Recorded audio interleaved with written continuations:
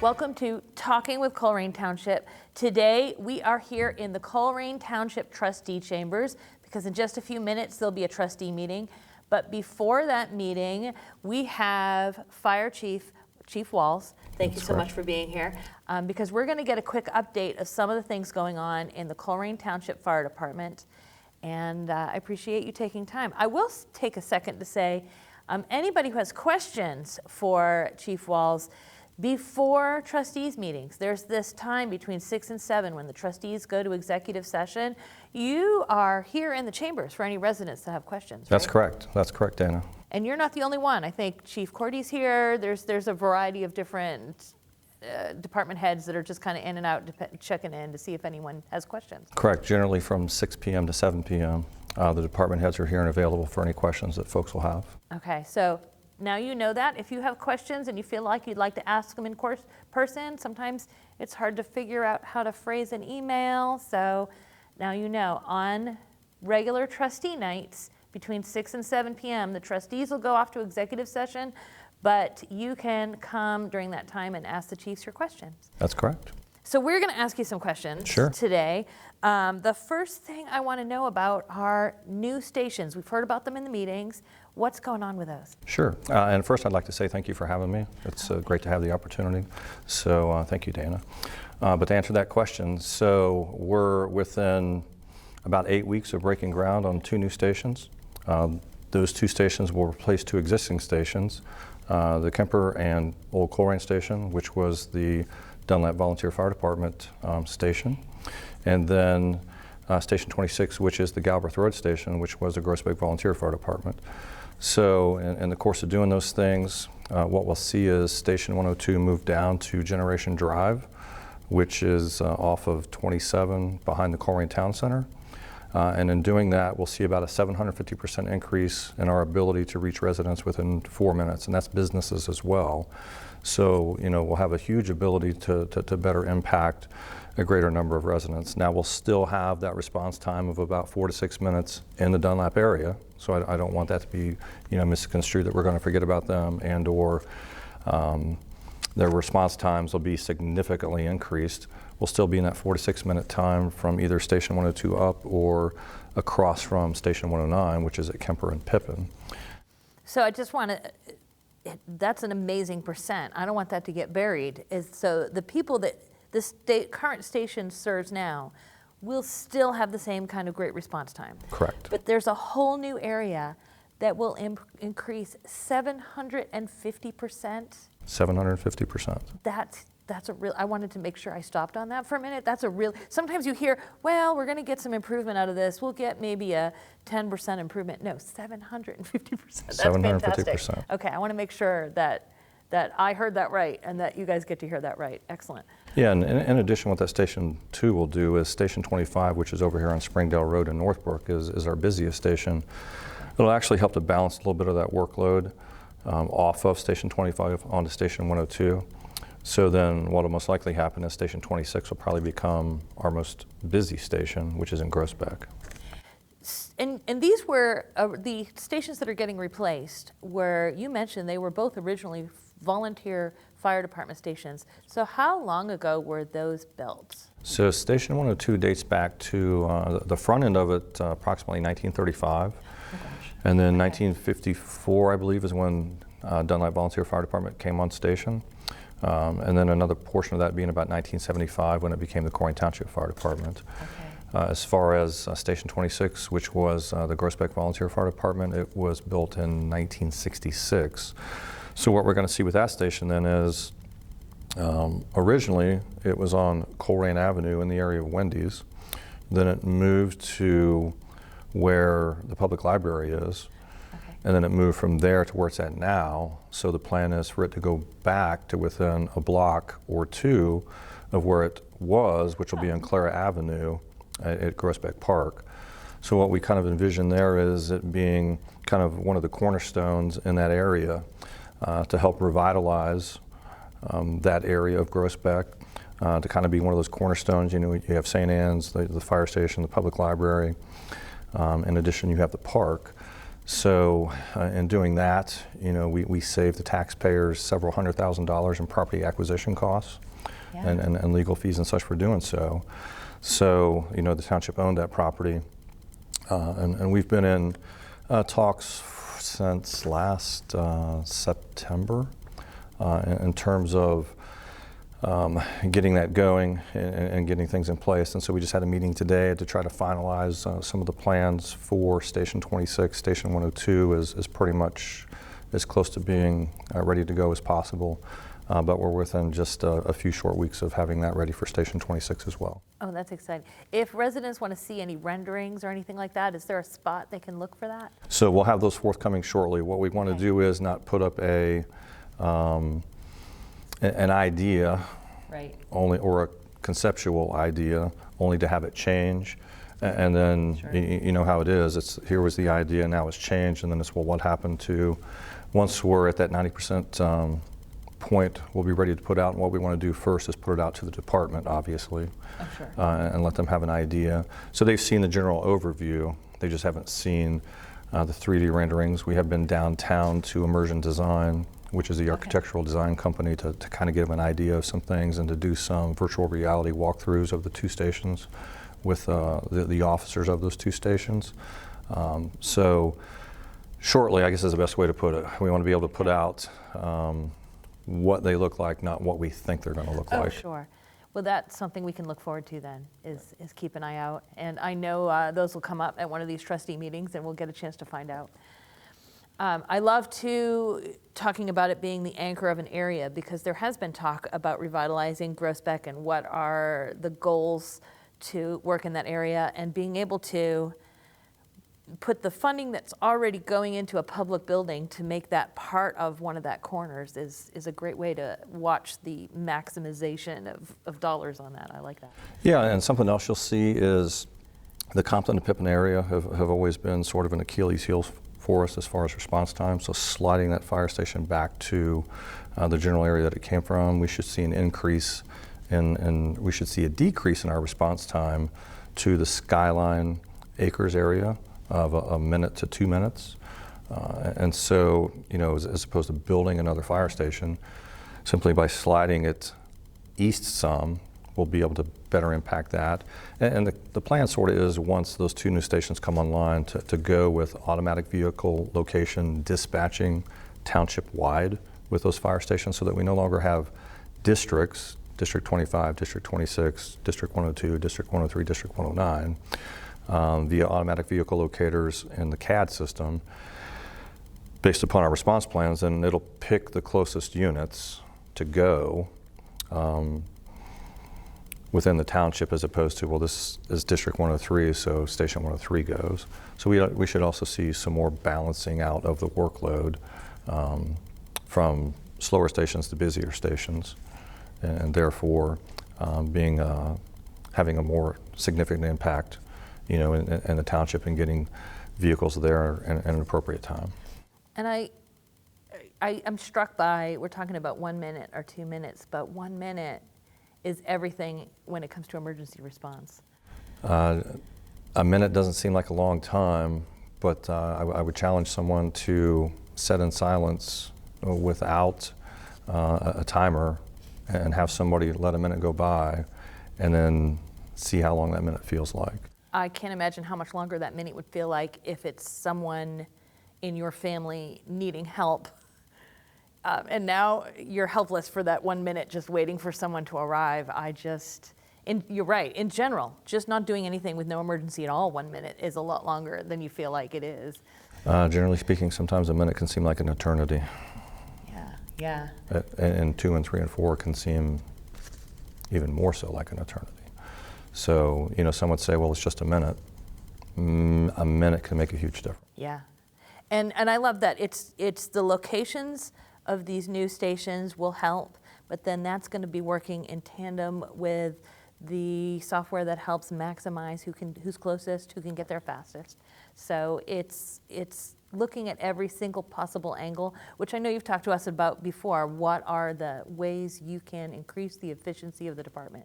And that's what we intend to do. We want to be able to maximize what we do, but also minimize the impact tax dollar-wise on the residents. And, we put a lot of thought and time and effort into building out our response plans, and those are based upon sending the right number of resources to an incident type.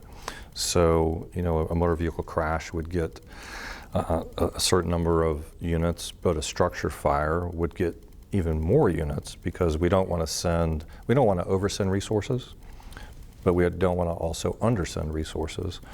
So it's trying to pay attention to critical tasking, to NFPA standards, and trying to balance out, that approach of how much is too much, how much is too little, and then finding that balance. Well, talking about resources, there's a new one in the department. You have a community paramedic. That's correct. Talk about that role. So we just hired our first community paramedic, and I got a couple notes here just to make sure I use the right term. So mobile integrated healthcare / community paramedicine actually came from a white paper in 1996 called the EMS Agenda for the Future. And what it looks at is having those resources in the community, and in this case being a paramedic, which is kind of front line then in terms of abilities to do certain things. And in fact, our community paramedic is an RN / paramedic. And therefore, some of the goals then are to, reduce ER visits, to reduce readmissions, and kind of be front line on reducing some of those emergency calls then that we're making to those patients over and over and over. So, we see it as a win for the community and for healthcare too, because the more times a person goes back to an ER, the more readmissions there are, obviously, then healthcare costs exponentially increase. So, we see it as a community added value that we can provide here and be on the front line or cutting edge of that here in the township. Can you describe some specific ways, some examples of how that will play out? So fall prevention is an example. Falls are a huge problem for seniors, and therefore identifying those patients, having that community paramedic, go to those patients' homes, address or identify intrinsic and extrinsic reasons for those falls. Maybe intrinsically it's a blood pressure issue, extrinsically perhaps it's throw rugs that they have, and then working with that patient to take care of those issues, then to lessen falls, because we say sometimes, well, it was just a fall. A broken hip or a head injury to a senior sometimes is a death sentence. And we want to be able to impact that positively and not see that, get to that point that, that fall becomes a hip fracture, or that fall becomes a head injury. And speaking from personal experience, I have a mother who's going to be 77 who has Parkinson's. She resides here in the township, and 3 times here in the last 3 months or so, she's experienced falls, and those are more so intrinsic issues because of the Parkinson's. But to me, there's that personal attachment to it that other persons' mothers and fathers and aunts and uncles are falling, and can we positively impact that? So would this be a scenario where there is a fall, and then instead of just responding to that one incident, this is a person that can say, all right, let me work with you and see how we can minimize this happening again? Exactly. That's exactly what it boils down to. And maybe it's a fall, maybe we identify those patients with congestive heart failure, or maybe diabetes, or whatever those individual incident types are that we seem to be seeing over and over and over. And then, by having that community paramedic out and taking care of those things, then resources are still available for other calls. Not that we're downplaying or trying to minimize the situation that's going on, but it's balancing that, having units available for other calls, in the meantime trying to be proactive and limit additional calls then for that patient. Sure, it's an obvious advantage for the resident, because not falling again is great, or having someone help you manage some things that were emergencies that were happening because of diabetes or other things. But for the folks that like the numbers, which is fair, the numbers are relevant, this means maybe there won't be another emergency that you have to respond to, because maybe it's being managed now. It's very proactive. I like that. Another incident type would be, lift assist. We get any number of calls for lift assist for patients who they're on the floor, they need assistance, and oftentimes they're uninjured, but sending that community paramedic out to find out those extrinsic issues that are causing those things to happen, and perhaps we can address that proactively. And then once again, units are available for other calls here in the township. Yeah, maybe they'll know about equipment that they could have in their house that would help them if they need that. Yeah, and we can get them hooked up with other services as well sometimes. Maybe it's council on aging, maybe it's social services, maybe it's, whatever it may be, we'll have somebody who can, be proactive in getting them the help that they need, because sometimes people just don't know where to turn. Right.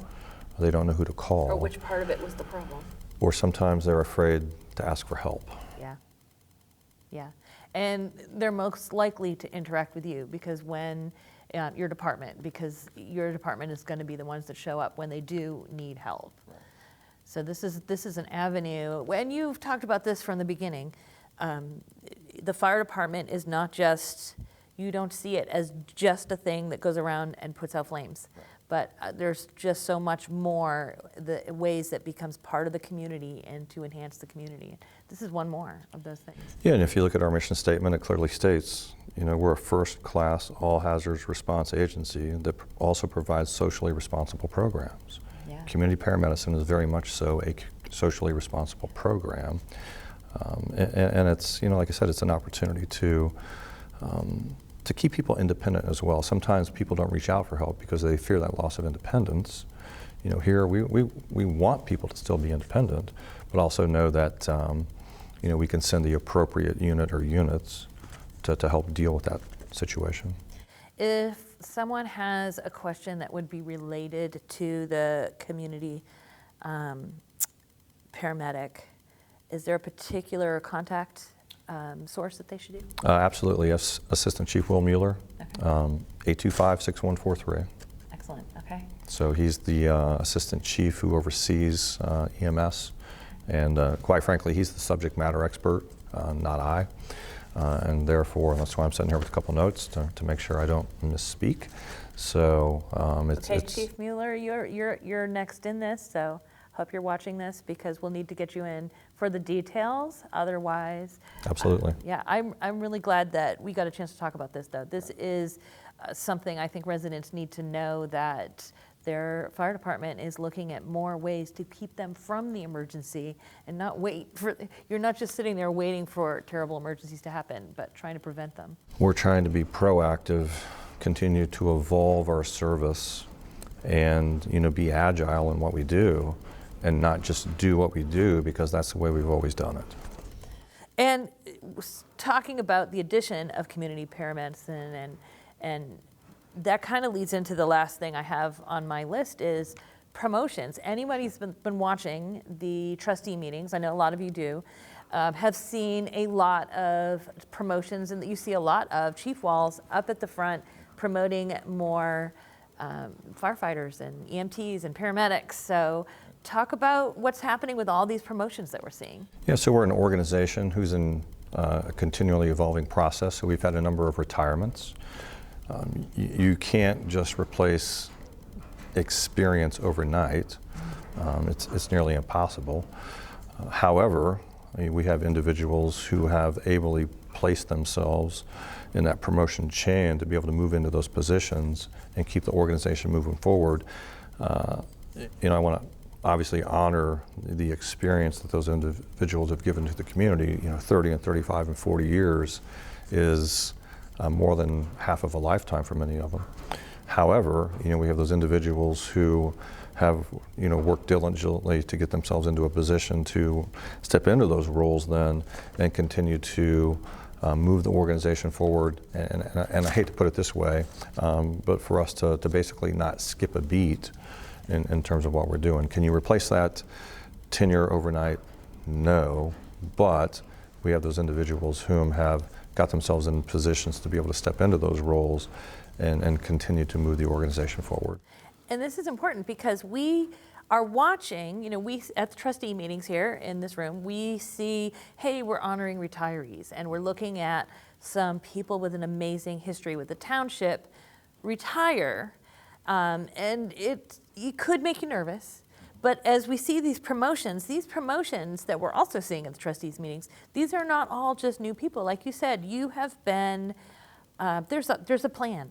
So it's not, okay, we've been here 30, 40 years with these people, they're gone, oh no, we better get some new people, and these people don't even know Colerain Township. These people that we're watching step into these roles are people that have also got a history with the township. And of course you're recruiting the completely new people, but they're going to have some time to get a history with the township. Exactly, and we have what we call a succession management plan.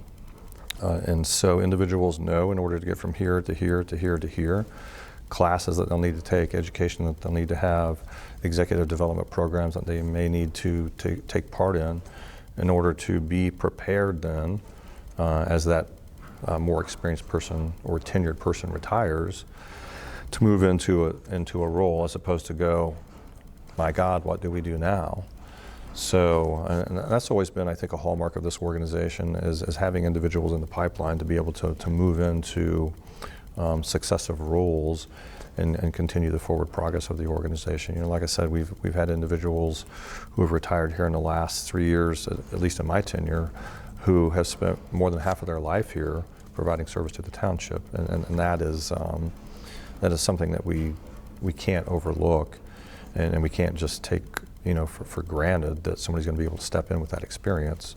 But that succession management plan or guide is vital then to an organization's ability to react to or be proactive to retirements, those that you know are coming, sometimes those that you don't know are coming, because things change in people's lives sometimes. Yeah. I look at it this way: one day I'll retire, and you know what? The next day, this place will forget about me, and this place won't skip a beat and moving on down the road. And quite frankly, that's how it should be. If it doesn't skip a beat, that's because you have put systems in and maintained systems that maybe you didn't even put in place.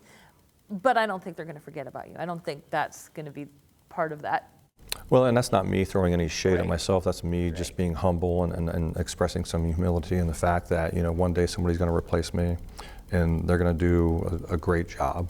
And I don't have any doubts whatsoever. But you got to experience that yourself, because when I introduced you as the new chief, and we did that, I can't believe actually it's been a few years ago, that was what you got to talk about then. Not that you would not miss the outgoing chief, which of course we do, but that you had a history and you had the chance to be in this department and to be ready to step up and do that. And so watching you do that now, continuing as more people retire, it's encouraging. It's nice to know that we're not talking about, okay, will we even recognize people as they come in? If we stop by a department, will we recognize people? Yes, we will. I wouldn't be the person that I am, and I wouldn't be where I am without individuals inside of the organization mentoring me, coaching me, and opportunities being afforded me, like the Executive Fire Officer Program, getting my master's degree.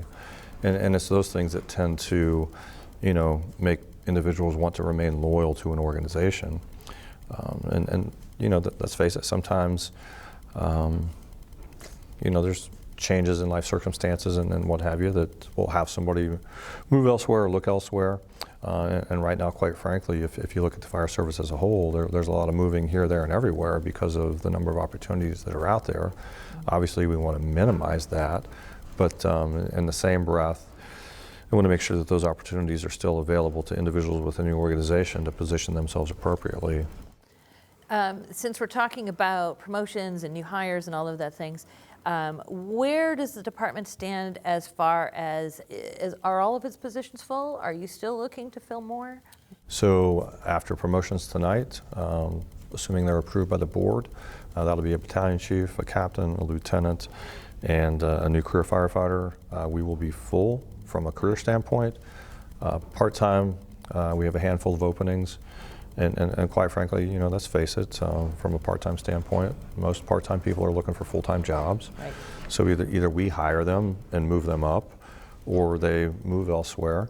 So there are some challenges trying to keep all of those positions full, but as far as career positions, tonight, assuming our promotions are approved, we will be full from a career standpoint. That's good to know, because that means we're looking at a full complement. Right. You've got all the people that you need. You've had a chance to look for them, pick them, including new things like the community paramedic. So that's good to know. But if you're a part-time firefighter or EMT, you've heard what a great program the Colerain Township Fire Department is. So just going to put it out there. www.colerain.org. Look us up, apply for us online. In addition, we've been on the news here this week, and I believe next week, a two-part series on our recruit program. And just to kind of throw a nod out to that, Assistant Chief Mueller, who we just talked about a few minutes ago, and myself were both recruit classmates in 1996. So don't think that being a recruit class is just a part-time opportunity. Being a recruit class in 1996 saw us rise to the positions of chief and assistant chief, with he most likely to be a successor upon my retirement. So you can be as much as you want to be here, or you can be what you want to be here. And I like that, because that is very encouraging. If someone feels like they're just starting, and you look at people who have their whole career behind them and all of this amazing skills and awards that your department has had, and all of the stuff that we see when we look at you, and you guys started at that as one of those early recruit classes. Yeah, and I like to use the phrase of stature is horizontal and responsibility is vertical. I'm not the important person here at this fire department. The important persons are in the fire stations right now making 35 and 40 calls a day. I'm a person who feels it a privilege to be here, who has been promoted multiple times, who rose to the level of chief here at the department. As far as responsibility goes, obviously, that's me. I'm the responsible person of the responsible persons. But the truly important persons are the ones who are out there every day, making those 35 and 40 calls a day. Every day, they're making a difference in people's lives. Yeah. Well, I want to thank you very much for taking some time. Thank you. We'll make sure we clear out this room to make sure we're ready for the board meeting soon. But if you want to keep an eye on the things that the fire department is doing, Chief Walls delivers a report every trustee meeting. That's 2 Tuesdays a month, and to the board here in this chamber. So you can tune in, you can watch the trustee meetings live, you can watch the recorded ones online, and keep in touch with all of the in-between projects and see these promotions and meet some of the people that are part of this department. Thank you so much, and thank you for watching. We'll see you next time. Thank you, Dana, and thank you.